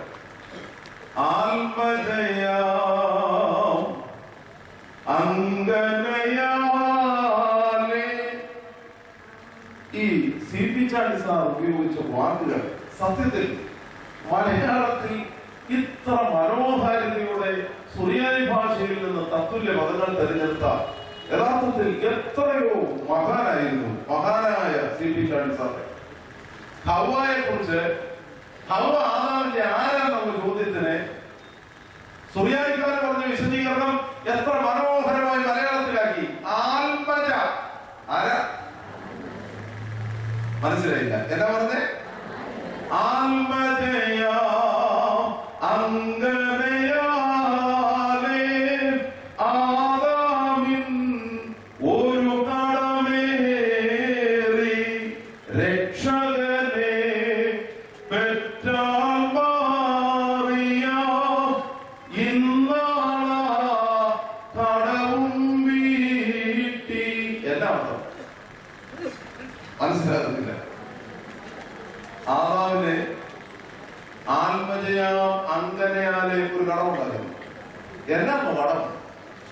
ഈ നരനിൽ നിന്ന് നാരി ഉണ്ടായി എന്നുള്ളത് വലിയ കുറവായിട്ടാണ് പാശ്ചാത്യ സംസ്കാരവും പാശ്ചാത്യ വേദശാസ്ത്രവും പഠിപ്പിക്കുന്നത്. എന്നാൽ നരനിൽ നിന്ന് നാരി ഉണ്ടായതിന് ഒരു ദൈവീക രഹസ്യമുണ്ട്. എന്താണ് ദൈവീക രഹസ്യം? അത് നമുക്ക് മനസ്സിലാവുന്നില്ല. അതിരാവിലെ എഴുന്നേറ്റ് വിറകെല്ലാം ക്രമീകരിച്ചോ, മകന്റെ തലയിൽ ബലിപീഠത്തിന്റെ വിറകുകൾ കൊടുത്തിട്ട് കയ്യിൽ തീയുമായി വാളുമായി മൊറിയാവരുടെ ഉത്തര സമുദ്രത്തിലേക്ക് കയറുന്ന അബ്രഹാമിനെ കണ്ടിട്ട് സാറ പറഞ്ഞു. എന്താ പറഞ്ഞതറിയാവോ? അവനും പുത്രനും ഇടയിൽ ഒരു രഹസ്യമുണ്ട്. അവനും പുത്രനും ഇടയിൽ ഒരു രഹസ്യമുണ്ട്. നമുക്ക് മനസ്സിലാകാത്തത് ഈ രഹസ്യമാണ്. സമുദ്രത്തിലേക്ക് ക്രൂശിന് വന്ന ദൈവപുത്രനെ കണ്ടിട്ട് പിതാവും ഇവനും തമ്മിൽ ഇവരുടെ ഇടയിൽ ഒരു വലിയ രഹസ്യമുണ്ട്. അനുഗ്രഹിക്കപ്പെട്ട ദൈവമക്കളെ, നരനിൽ നിന്ന് നാരി ഉണ്ടായ ഒരു രഹസ്യമുണ്ട്. ആ രഹസ്യം വെളിപ്പെടുത്തുന്നത് എന്താണെന്ന് അറിയാവോ? പരീശന്മാരും സാധിക്കുന്നു യേശുവിന്റെ എരിയിരുന്നു. എന്നിട്ട് യേശുവിനോട് പറഞ്ഞു, ഞങ്ങൾ ഉപേക്ഷിച്ചോട്ടെ. ഇങ്ങോട്ട് നോക്കിക്കേ, ഞങ്ങളെ പറയുന്നേ ബാക്കി ഞങ്ങളെ.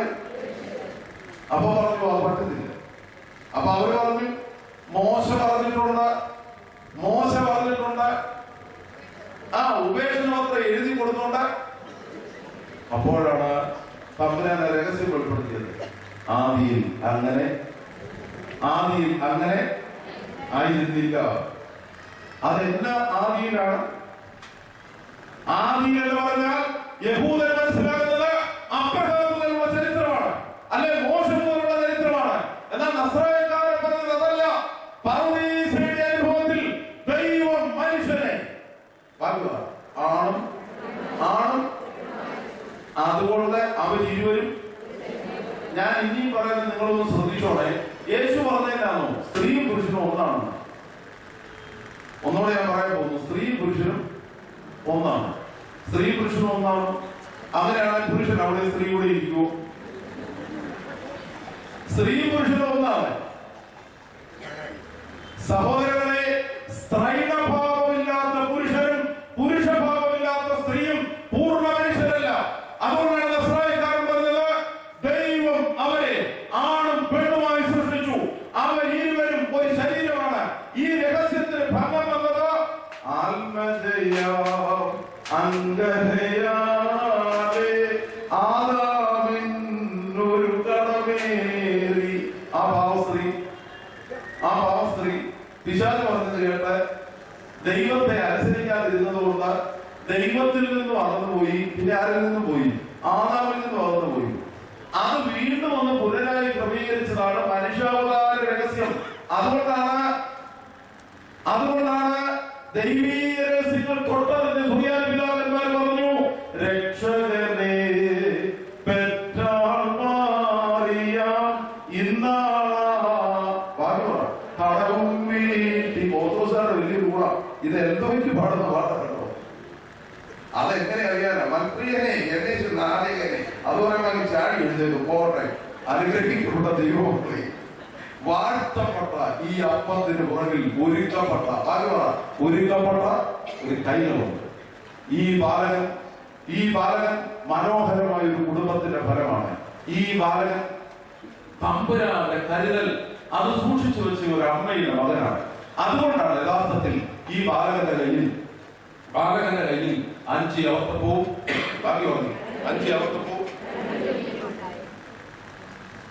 2 മീനും ഉണ്ടായിരുന്നു.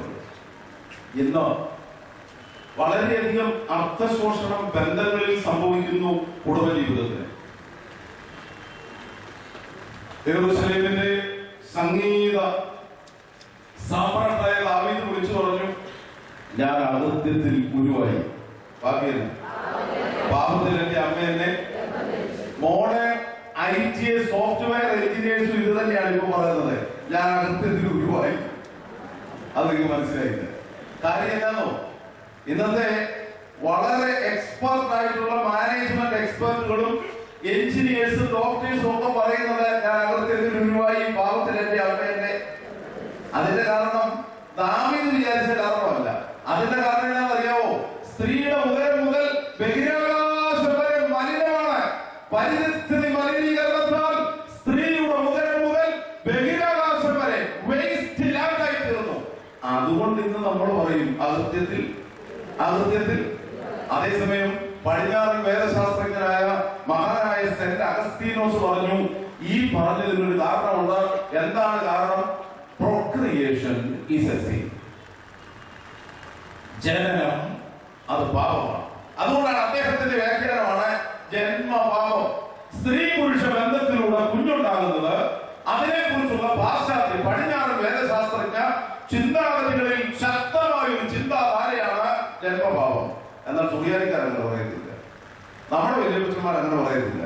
നമ്മുടെ വല്യപ്പച്ചന്മാരെ നമ്മെ പഠിപ്പിച്ച, നമ്മുടെ പിതാക്കന്മാരെ നമ്മെ പഠിപ്പിച്ചെന്താണോ? വിവാഹം വിശുദ്ധവും കിടക്ക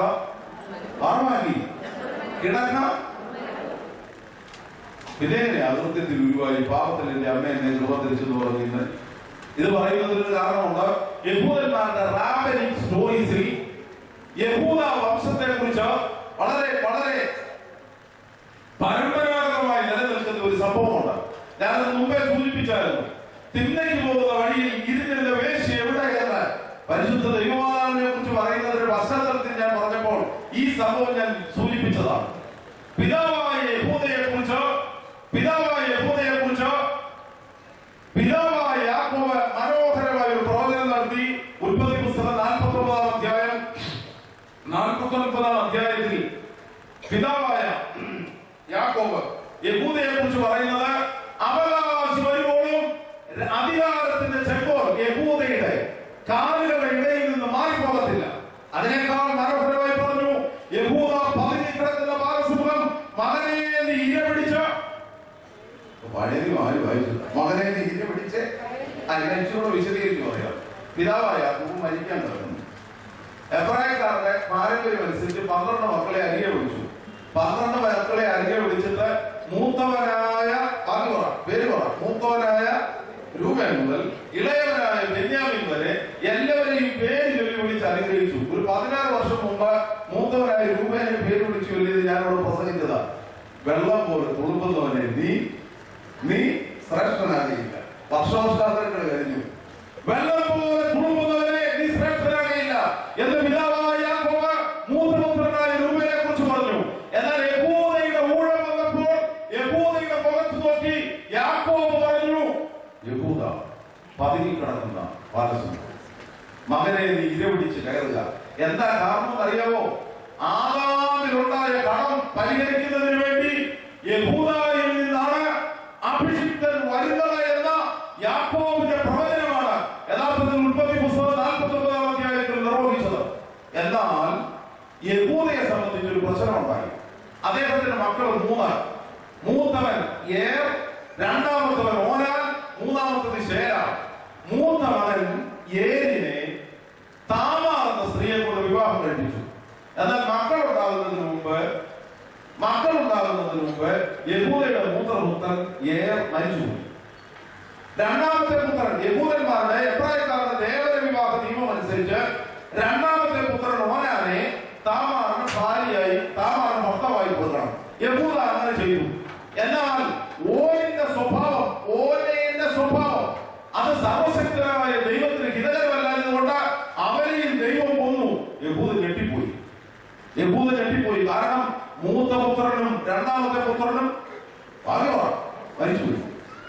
ചിലർ നോക്കാതിരിക്കുന്നു. രണ്ടാമത്തെ പുത്രനും ഇനി ആരുണ്ട്? ഒരു കൊച്ചുണ്ട് വീട്ടിൽ. ഏതപ്പനാണേലും യഹൂദന്മാരുടെ ദേവര വിവാഹ നിയമം അനുസരിച്ച് മക്കൾ ഉണ്ടാകാതെ സഹോദരങ്ങൾ മരിച്ചാൽ ആ സ്ത്രീയെ ആ കുടുംബത്തിലെ തന്നെ ആ വീട്ടിലെ തന്നെ അടുത്ത പുരുഷന് ഭാര്യയായിട്ട് കൊടുക്കണമെന്ന്. അതാണ് ദേവര വിവാഹ നിയമം. ആ നിയമം അനുസരിച്ചാണ് മൂത്തപുത്രൻ ഏര് മരിച്ചപ്പം രണ്ടാമത്തെ പുത്രൻ ഓനാനെ ആരെ ഭാര്യയായി കൊടുത്തത്? താമാറിനെ പരിചയമുണ്ടോ? എങ്ങനെ അറിയാനല്ലേ? മൂടുപടം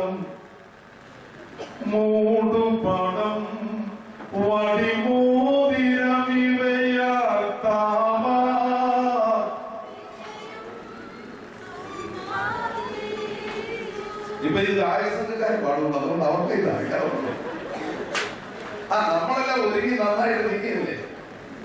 പതിവൃതയാ പരിപാവന സഭയെ വാരോ കാന്തൻ വേട്ടൊരു നേരം. അത് തന്നെയാ അടുത്ത ലൈൻ. ഏതാ? മൂടുപടം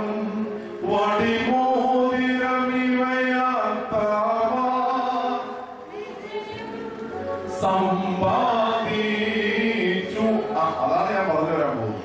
ഇങ്ങനെ നോക്കിക്കേ, മൂത്തവൻ മരിച്ചു, രണ്ടാമത്തെ മരിച്ചു. പിതാവായ യഹൂദ എന്നാ ചെയ്തു? ഈ താമാറിനെ അവളുടെ വീട്ടിലേക്ക് പറഞ്ഞു വിട്ടു. ഏറ്റവും ഇളയ മകൻ ശേല, അവൻ പ്രായപൂർത്തിയായിട്ടും അവനെ താമാറിനെ ഭാര്യയായി കൊടുക്കാൻ സമ്മതിച്ചില്ല. എങ്ങനെയെങ്കിലും ഈ സ്ത്രീയെ ഒഴിവാക്കണം. അതാണ് യഹൂദയുടെ മനസ്സിലിരിക്കുന്നത്. അല്പം കഴിഞ്ഞ് യഹൂദയുടെ ഭാര്യയിൽ ഈ മൂന്നാമക്കളും അമ്മയും മരിച്ചുപോയി. അങ്ങനെ ഇരിക്കുമ്പോഴാണ് യഹൂദ ആളുകളുടെ രോമം കത്തിരിക്കുന്ന ഉത്സവത്തിന് തിന്മയ്ക്ക് പോകുന്നു.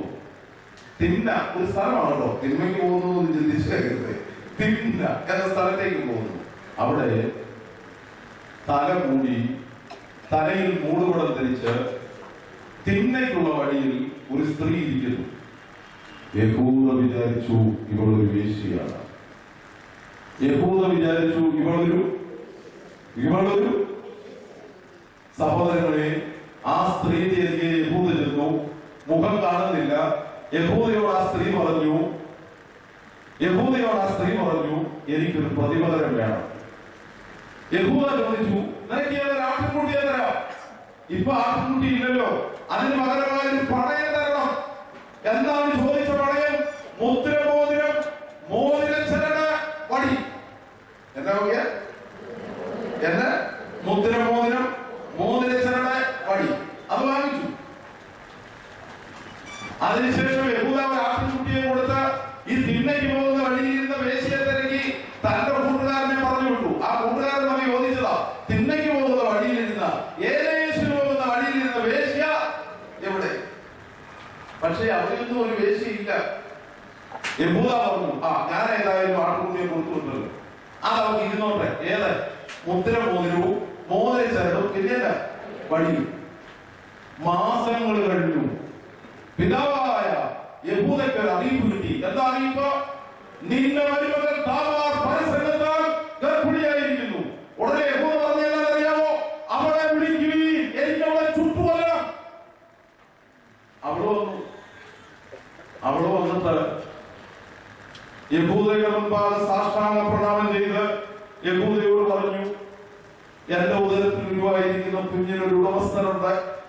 ആരാണ് ഉടമസ്ഥൻ? ഈ മുദ്രമോതിരത്തിന്റെയും മോതിരച്ചരടിന്റെയും വടിയുടെയും ഉടമസ്ഥൻ. അപ്പോൾ യഹൂദയ്ക്ക് മനസ്സിലായി, ഞാൻ ഇവളോട് ചെയ്തത് തിന്മയാണ്, പക്ഷെ ഇവൾ എന്നിൽ പ്രവർത്തിച്ചത് ദൈവഹിതമാണ്. ഇവൾ എന്നിൽ പ്രവർത്തിച്ചത് ദൈവഹിതമാണ്. സഹോദരങ്ങളെ, ഞാൻ മുമ്പേ ഓർമ്മിപ്പിച്ചതുപോലെ സുറിയാനിക്കാർക്ക് വലിയൊരു കാര്യമായിരുന്നു. അവര് ചൊല്ലിയത് എന്താണെന്നറിയാവോ? യൂദായിൽ മറവിലമർന്ന മന്നനെ മോഷ്ടിച്ചാൽ താമാർ. നിങ്ങൾ ഉപയോഗിക്കുന്നതിലൂടെ യൂദായിൽ മറവിലമർന്ന ചൊല്ലിക്കേ, യൂദായിൽ മറവിലമർന്ന മന്നനെ മോഷ്ടിച്ചാൽ താമാർ അവൾ മോഹിച്ചൊരുലാവണ്യം വിജയശ്രീ എന്നാർജിച്ചു. പിതാവായ യാക്കോബ് പറഞ്ഞു, യഹൂദ പതുങ്ങിക്കിടക്കുന്ന ബാലസിംഹം, പക്ഷേ യൂദായിൽ മറഞ്ഞു കിടന്ന രാജാവിനെ ഈ പാവം താമാർ ബുദ്ധിപൂർവ്വം മോഷ്ടിച്ചില്ലായിരുന്നെങ്കിൽ യാക്കോബിന്റെ പ്രവചനം നിഷ്ഫലമായിരുന്നു. എന്നിരുന്നാലും യഹൂദ റബ്ബിമാരുടെ കഥകളിൽ യഹൂദ ഗോത്രത്തെ കുറിച്ച് ഒരു ദുഷ്പേരുണ്ട്. എന്നാണ് ദുഷ്പേരെന്ന് നിങ്ങൾക്കറിയാവോ? ഇത്രയൊക്കെ താമാറിനെ കുറിച്ച് വളരെ ശ്രേഷ്ഠമായി പറയുമെങ്കിലും യഹൂദ റാബിമാരുടെ പഠിപ്പിക്കലിൽ താമാറും യഹൂദയും തമ്മിലുള്ള ബന്ധം വിവാഹബന്ധമല്ലാത്തതിനാൽ വിശുദ്ധമായിരുന്നില്ല എന്നൊരു പാരമ്പര്യം നിലനിൽക്കുന്നുണ്ട്. യഹൂദയും താമാറും തമ്മിലുള്ള ബന്ധം വിവാഹബന്ധമായി അല്ലാത്തതിനാൽ വിശുദ്ധമല്ല എന്ന ചിന്ത. അതുകൊണ്ടാണ് നൂറ്റാണ്ടുകൾ കഴിഞ്ഞ് ദാവീദ് ബത്ശേബയിലൂടെ പാപം ചെയ്ത് ദൈവസന്നിധിയിൽ നിന്ന് അന്യനായി പോയപ്പോൾ നിലവിളിച്ചു ചൊല്ലിയത്, ഞാൻ അകൃത്യത്തിൽ പാപത്തിൽ എന്റെ അമ്മയെന്നെ പാപത്തിൽ എന്റെ അമ്മയെന്നെ എന്റെ അമ്മമാരെ. ഈ ഗതി നമ്മുടെ കുടുംബത്തിനെ കൊണ്ടാകരുതേ. നമ്മുടെ കുടുംബത്തെ കുറിച്ച് അമ്മ മോശമാണെന്ന് പറയരുതേ. അവിടെയാണ് ഈ ബാലകന്റെ പ്രസക്തി. ഈ ബാലകന്റെ കയ്യിലിരുന്ന് അഞ്ചപ്പവും രണ്ടുപേരും അത് ഒരുക്കപ്പെട്ട മനോഹരമായ ഒരു കുടുംബം, ശ്രേഷ്ഠമായ ഒരു കുടുംബ പശ്ചാത്തലം, എന്തിനേറെ പറയാൻ നല്ലൊരു അമ്മ അവരുടെ പുറകിലുണ്ടായി. ഞാൻ ഒരു വ്യാഖ്യാനം കൂടി ഇതിന് ചേർത്തെന്ന് പറയട്ടെ. ചില പിതാക്കന്മാർ പറയുന്ന മറ്റൊരു ഭാഗം എന്താണെന്നറിയാവോ? കടൽ വന്ന് എല്ലാവരുടെയും കയ്യിൽ ഓരോ പൊതി ഉണ്ടായിരുന്നു, ടിഫിൻ ബോക്സ് ഉണ്ടായിരുന്നു. എല്ലാവരും ഓരോ സാധനങ്ങൾ ഭക്ഷണത്തിൽ ഭക്ഷിക്കാൻ വേണ്ടി കൊണ്ടിരുന്നു. എന്നാൽ 3 ദിവസം പ്രസംഗം കേട്ടുകൊണ്ടിരുന്നതിനിടെ കടല പൊളിക്കുന്നത് പോലെ അവരുടെ കയ്യിരുന്നത് ബാക്കിയുള്ള എല്ലാവരും അവിടെ ചിരിക്കാതെ നോക്കി. ബാക്കിയുള്ള എല്ലാവരും അതേസമയം ഈ ബാലകൻ, ബാക്കി നിങ്ങൾ പറയണേ, ഈ ബാലകൻ ആ ശബ്ദമാണ് ശരി. ഈ ബാലകൻ ഉപവസിച്ചു. അതുകൊണ്ടാണ് ഇന്ന് അന്ത്രയോസ് അപ്പോസ്തലൻ ചോദിച്ചപ്പോൾ അവന്റെ കയ്യിൽ 5 അവസരപ്പോ 2 മീനും ഉണ്ടായിരുന്നു. നിഷ്ഠയുള്ള ജീവിതത്തിന്റെ മനോഹര പ്രകൃതിയാണ് ഈ ഭാഗത്ത്. സഹോദരങ്ങളെ, കുടുംബജീവിതത്തിന്റെ സ്വസ്ഥതയും കുടുംബജീവിതത്തിൽ രാവിലെ വൈകിട്ട് പ്രാർത്ഥിക്കുന്നതും നോയമെടുക്കുന്നതും ഈ അന്തരീക്ഷത്തിൽ ഉരുവാകുന്ന തലമുറയാണ് കാലഘട്ടത്തിന്റെ മാറ്റത്തിന്റെ പ്രതിനിധികൾ, വ്യത്യസ്തതയുടെ പ്രതീകങ്ങൾ. ഓർക്കുക, ഈ ബാലൻ വ്യത്യസ്തതയുടെ പ്രതീകമാണ്, പ്രശ്നപരിഹാരത്തിന്റെ പിടിവള്ളിയാണ്, അവരുടെ കുടുംബം ശ്രേഷ്ഠമായ കുടുംബത്തിന്റെ ഫലമാണ്. എന്താണ് ഈ ബാലന്റെ മറ്റൊരു പ്രത്യേകത? ഇങ്ങോട്ട് നോക്കി. സാധാരണ ഈ രാവിലെയും ഉച്ച കഴിഞ്ഞും എല്ലാം കൺവെൻഷൻ നടക്കുമ്പോൾ ആകപ്പാടെ നമുക്കൊരു വിഷമമുണ്ട്. രാവിലെയും തലയും ഉണ്ടാകും, ഉച്ച കഴിഞ്ഞും എല്ലാം ഉണ്ട്. സ്തോത്രാഴ്ച ഉണ്ടോ? വരുന്നുണ്ടോ? സംഘാടകരെ സംബന്ധിച്ചൊരു വലിയ പ്രശ്നം. ഞങ്ങൾ ഈ അച്ഛന്മാർക്ക് ഈ ആളുകൾ കൈമുത്താൻ വരുമ്പോൾ ഞങ്ങൾ അറിയാതെ പള്ളി നടത്തിക്കൊണ്ട് പോകുന്നതിന്റെ വിഷമം അച്ഛന്മാരെ പോലെ മറ്റാർക്കും അറിയാൻ പറ്റില്ല. അതുകൊണ്ട് എന്റെ ദൈവമേ തലയിൽ ഒരുപാട് കൊല്ലം വീഴണേ എന്നൊരു ചിന്ത എന്നെ കൊണ്ട് ഞങ്ങളിങ്ങനെ നോക്കും, ആ കാശ് വീഴുന്നുണ്ടോ. ഒരു മനുഷ്യൻ ഇടിച്ച് ഭയങ്കര തിക്കി തിരക്കി കൈമുത്താൻ വരികയാണ്. കൈമുത്താൻ അടിക്കുക വന്നപ്പോഴാണ് അദ്ദേഹം തലയെ പൈസ ഇടണമല്ലോ നോക്കുന്നത്. പെട്ടെന്ന് പോക്കറ്റിൽ നിന്ന് കൈയിട്ടു, പോക്കറ്റിൽ നിന്ന് നോട്ട് എടുത്തു. അങ്ങേര് പ്രതീക്ഷിച്ചതിൽ 10 ഇരട്ടി വലിയൊരു നോട്ട് കൈ കിട്ടി. ഇടാവോ ഇടാതിരിക്കാവോ? ഈ അച്ഛൻ ഇങ്ങനെയൊക്കെ നോക്കുന്നത്.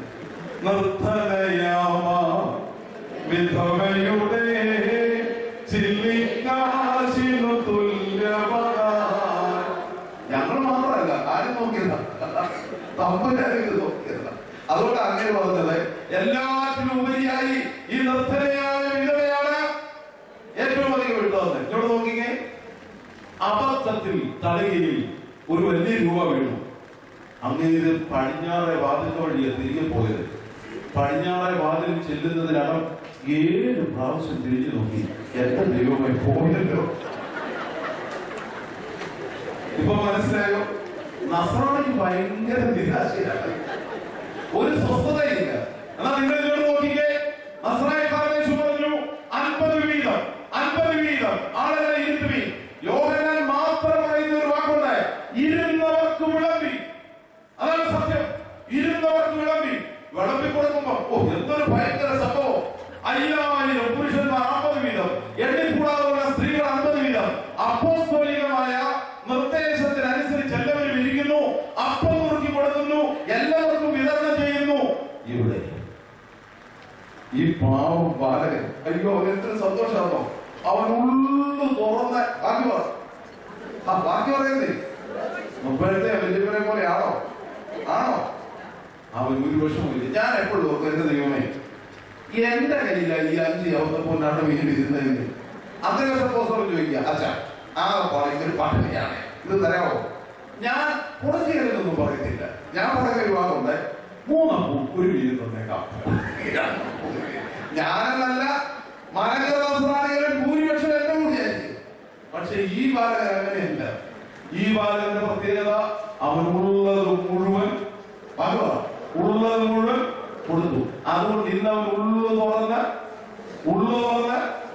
നെഹമ്യാവ് വിളിച്ചു പറഞ്ഞു, എഴുന്നേറ്റ് പണിയണമെങ്കിൽ നിങ്ങൾ നോക്കിക്കേ, ഉള്ളത് മുഴുവൻ കൊടുത്താൽ ഉള്ളു തുറന്ന് അല്ലെങ്കിൽ ഇതുപോലെ ഇരിക്കും. ആ പടം കേട്ടിട്ടോ? മുഖത്തൊരു ചിരിയുണ്ടോ? ഈ ഓർത്തഡോക്സ് സ്ത്രീകളെ കുറിച്ച്, വനിതകളെ കുറിച്ച് ഒരു വല്ലാത്ത വ്യാഖ്യാനം കേട്ടോ. ആ വ്യാഖ്യാനത്തിന് നിങ്ങൾ വലിയ വില കൊടുക്കണ്ട. ഈ 10 കന്യകമാരുടെ ഉപമയിൽ 5 കന്യകമാർ ബുദ്ധിയുള്ളവരും 5 പേരെ ഇപ്പോഴാണ് നിങ്ങളല്ലോ നല്ല രീതിയിലായി എന്റെ കൂടെ പറ. 5 പേരെ, ഈ 5 ബുദ്ധിയുള്ള കന്യകമാരെ കുറിച്ച് വളരെ രസികനായ ഒരു വ്യാഖ്യാനകർത്താവ് പറഞ്ഞല്ലോ, 5 പേർ ഓർത്തഡോക്സുകാരാണ്. 5 പേർ ഓർത്തഡോക്സുകാരാണ്. സമാജത്തിന്റെ പ്രധാനപ്പെട്ട ആളുകളാണ്. ശരിയാണോ? എന്നാ കാരണമെന്നറിയാവോ? അവർ വിളക്കുകളോടുകൂടെ, അതല്ല കാരണം. അവർ വിളക്കുകളോടുകൂടെ എണ്ണ എടുത്തു എന്നതല്ല കാരണം. മണവാളൻ വരുന്നു എന്ന് പറഞ്ഞപ്പോൾ അവർ വിളക്കുകൾ കത്തിച്ചു. പക്ഷെ ബുദ്ധിയില്ലാതെ 5 കന്യകമാർ വന്നു.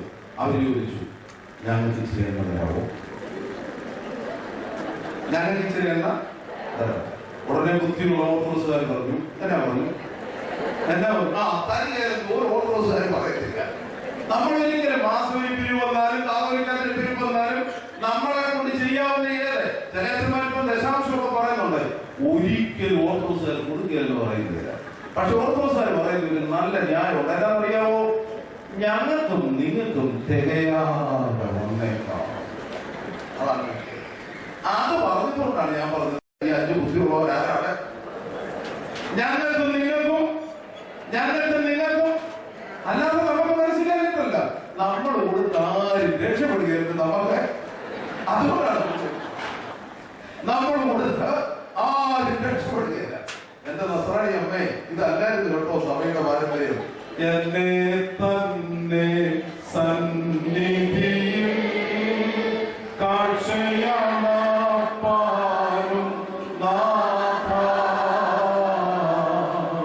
എന്റെ നിനക്കു സുഖം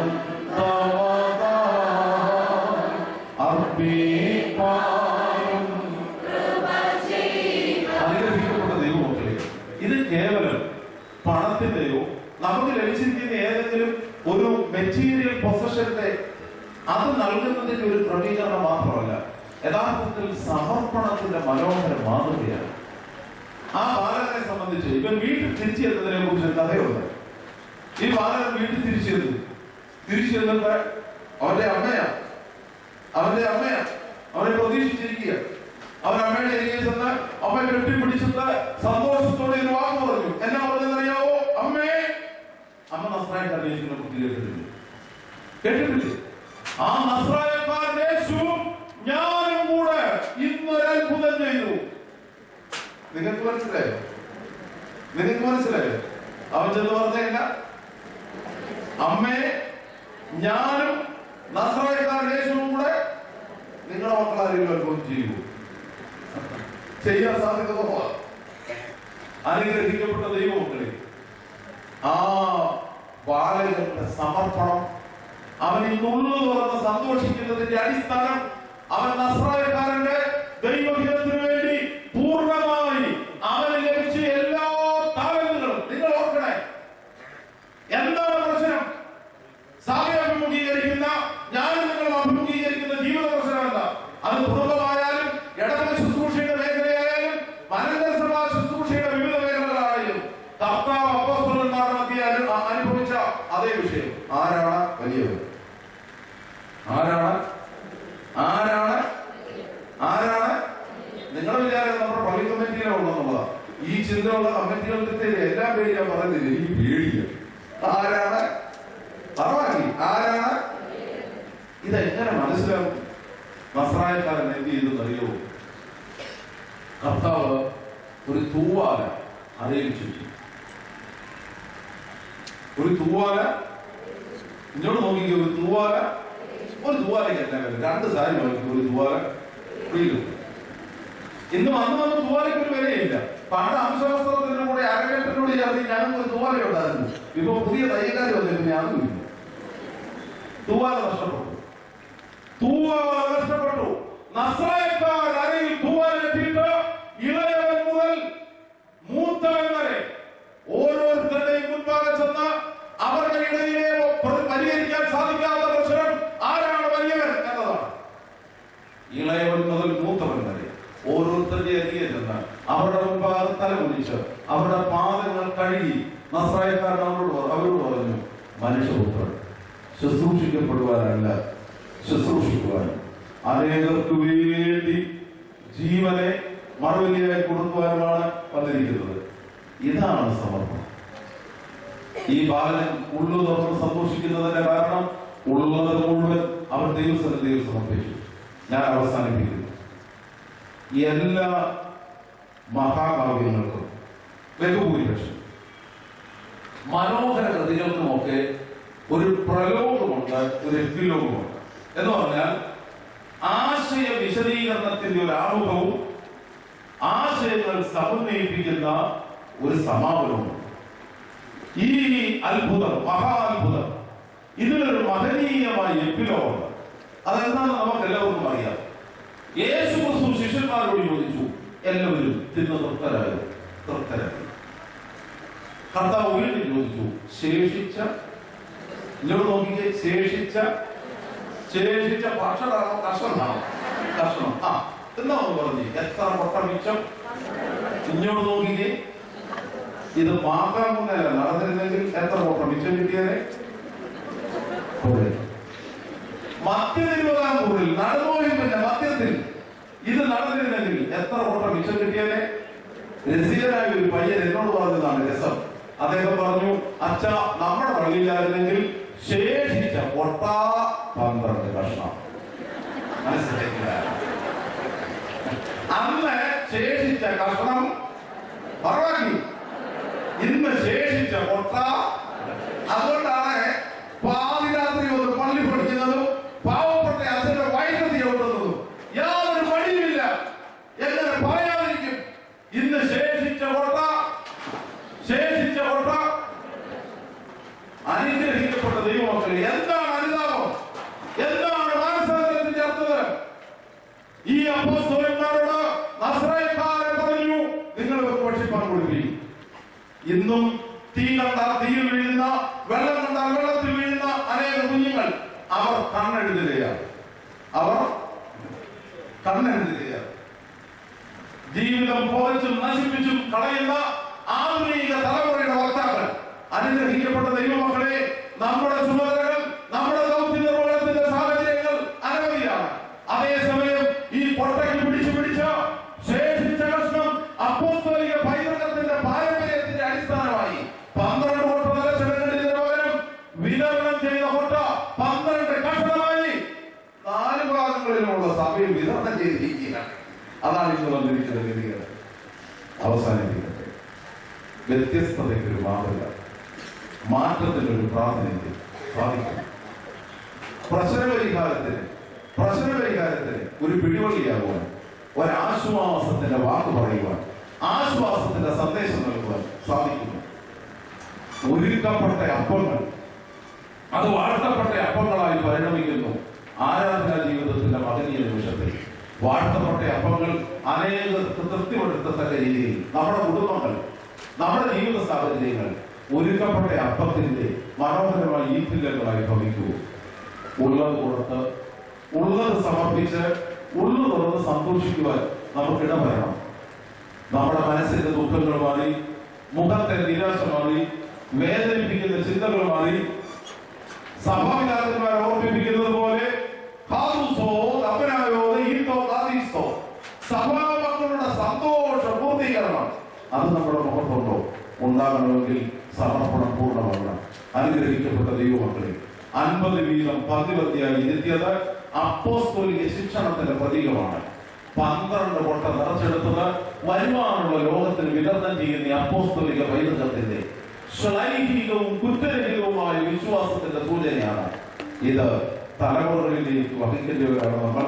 തമ്പുരാൻ നമ്മെ പ്രാപ്തരാക്കട്ടെ എന്ന് പ്രാർത്ഥിക്കുന്നു. എന്റെ വാക്കുകൾ